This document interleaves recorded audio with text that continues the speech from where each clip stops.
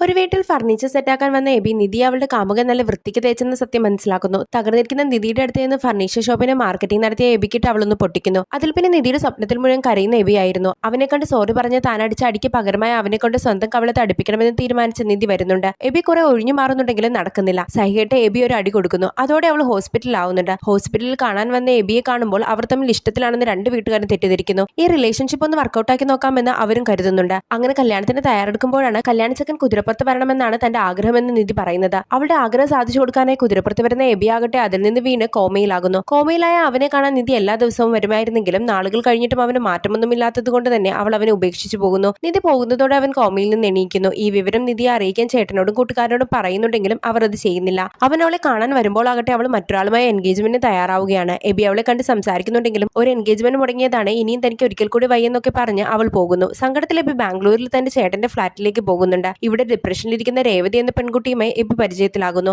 അവൾക്ക് ഇട്ടി എന്നൊരാൾ ഇഷ്ടമായിരുന്നു. കല്യാണം കഴിക്കാമെന്ന് വാക്ക് തന്ന നാട്ടിലേക്ക് പോയ ഇട്ടി പിന്നെ പെട്ടിയിലായെന്ന് അറിയുന്നതോടെ രേവതി ആകെ തകർന്നു പോകുന്നു. ഡിപ്രഷൻ ഇരിക്കുന്ന രേവതിയെ ഹാപ്പിയാക്കാൻ ശ്രമിക്കുന്നതിനിടയിൽ എബി സ്വന്തമായി അവന്റെ സങ്കടങ്ങൾ മറക്കുന്നുണ്ട്. രേവതിയെ ഹാപ്പിയാക്കിയ ശേഷം എബി നാട്ടിലേക്ക് പോകുന്നു. പിന്നീട് നിധിയും എബിയും വീണ്ടും കണ്ടുമുട്ടി അവരുടെ പഴയ ഇഷ്ടം വീണ്ടെടുക്കുന്നു.